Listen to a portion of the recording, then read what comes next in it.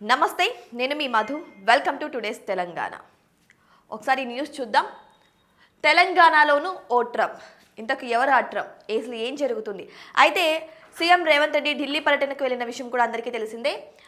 అక్కడ public affairs forum of India 12వ వార్షిక సదస్సులో ఆయన శుక్రవారం పాల్గొన్న విషయం కూడా అందరికీ తెలిసిందే. అక్కడ తెలంగాణ విజన్ గురించి, దాని డెవలప్ గురించి, అందరూ పెట్టుబడులు పెట్టాలి అనే అంశం గురించి కూడా ఆయన ఆ సమావేశంలో మాట్లాడిన విషయం కూడా అందరికీ తెలిసిందే. అసలు అయితే ఆ సందర్భంలో తెలంగాణలోనూ ఓ ట్రంప్ అనే కొన్ని కీలక వ్యాఖ్యలు చేసి అసలు ఏం జరిగింది ఏంటనేది ఈరోజు మనం డీటెయిల్గా తెలుసుకుందాం.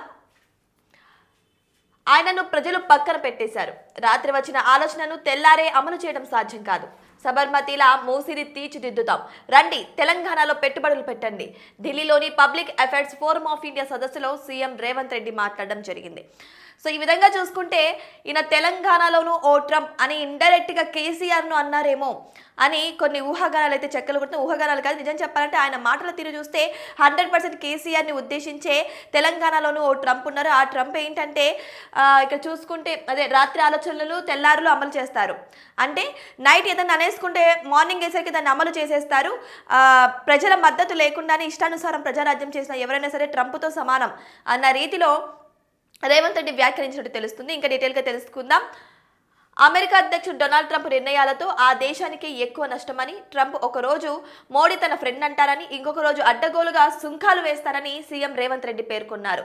తెలంగాణలోనూ ఓ ట్రంప్ ఉండేవారని, ఆయనను ప్రజలు పక్కన పెట్టారని, రాత్రి వచ్చిన ఆలోచన తెల్లారే అమలు చేయడం ఎక్కువ రోజులు సాధ్యం కాదని మాజీ సీఎం కేసీఆర్ను ఉద్దేశించి రేవంత్ రెడ్డి అన్నారు. ఎస్, ఇప్పుడు విన్నారు కదా. సో మాజీ సీఎం కేసీఆర్ని ఉద్దేశించి అన్నారు. అంటే అమెరికా అధ్యక్షుడు డొనాల్డ్ ట్రంప్ అయితే ఒక్కొక్కసారి ప్రధానమంత్రి నరేంద్ర మోడీ, అదే భారత ప్రధాని నరేంద్ర మోడీ ఒకసారి నా ఫ్రెండ్ అంటారు. ఒక్కొక్కసారి మేము గొడవలు పెట్టుకోవడం లేదు, వేరే దేశానికి సపోర్ట్ చేయడం వల్లే మాకు కోపం వచ్చింది అన్న రీతిలో మాట్లాడతారు. ఒక్కొక్కసారి ఇష్టానుసారంగా అధిక సుంకాలను విధించి టార్చర్ చేస్తూ వస్తారు.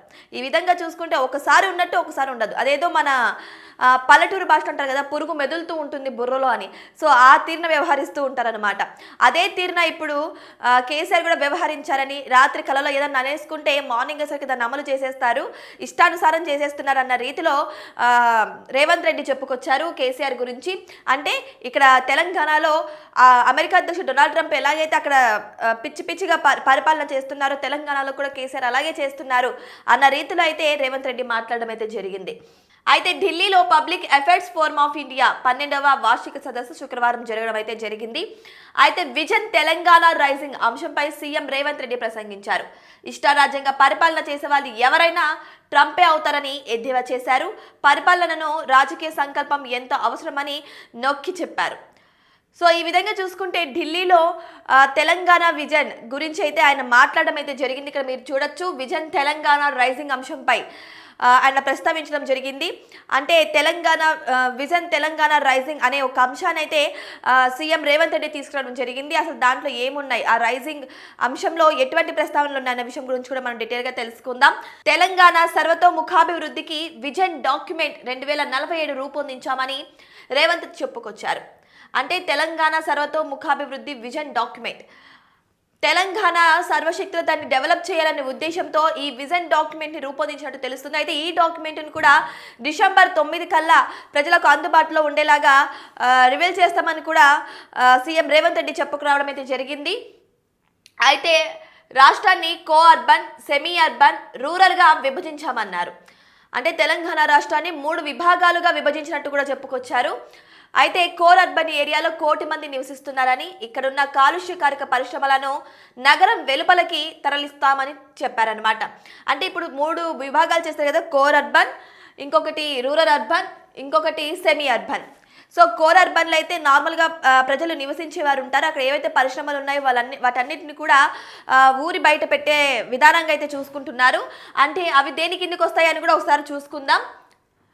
సెమీ అర్బన్ ఏరియాను తయారీ రంగం జోన్, అదే మ్యానుఫ్యాక్చరింగ్గా నిర్ణయించినట్టు తెలుస్తుంది. అంటే ఈ కాలుష్య కారకాలన్నిటికీ కూడా సెమీ అర్బన్గా డివైడ్ చేసినట్టు తెలుస్తుంది.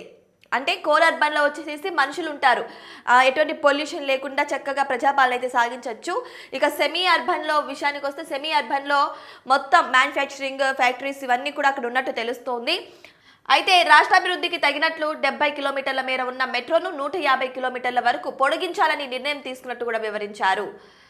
అంటే ఇప్పుడు మనకి మెట్రో లైన్స్ కూడా పెరిగే అవకాశాలు అయితే తెలుస్తున్నాయి.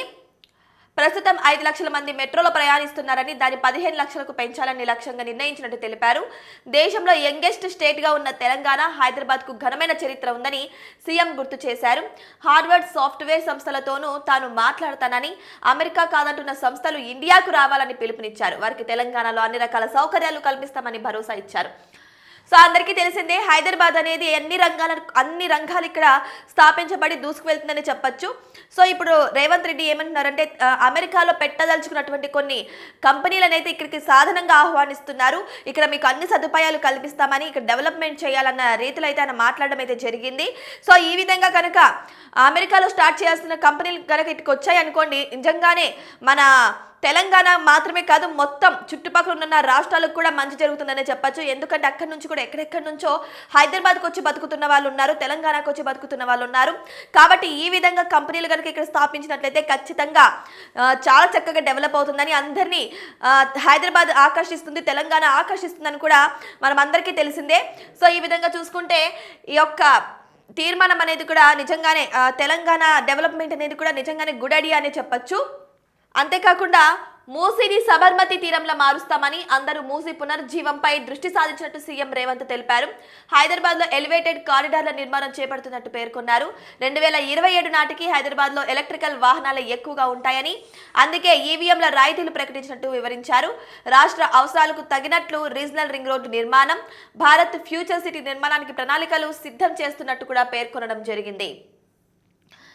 అందరికీ తెలిసిందే, హైడ్రాను ఆయన ఎందుకు ఎంకరేజ్ చేస్తున్నారంటే మూసీ సుందరీకరణ కోసం అని కూడా అందరికీ తెలిసిందే. సో సబర్మతి తీరంలాగే మూసీని కూడా ఒక మంచినీటి సరస్సులా మార్చాలనే ఉద్దేశంతో ముందుకు వెళ్తున్నట్టు తెలుస్తుంది. సో దీని కారణంగానే ఎంతో మందికి కొంచెం అన్యాయాలు జరిగినా సరే, ఒక ఇద్దరు ముగ్గురికి అన్యాయం జరిగినా 10 మందికి మేలు జరుగుతుందనే ఉద్దేశంతోనే ఈయన ముందుకు వెళ్తున్నట్టు తెలుస్తుంది.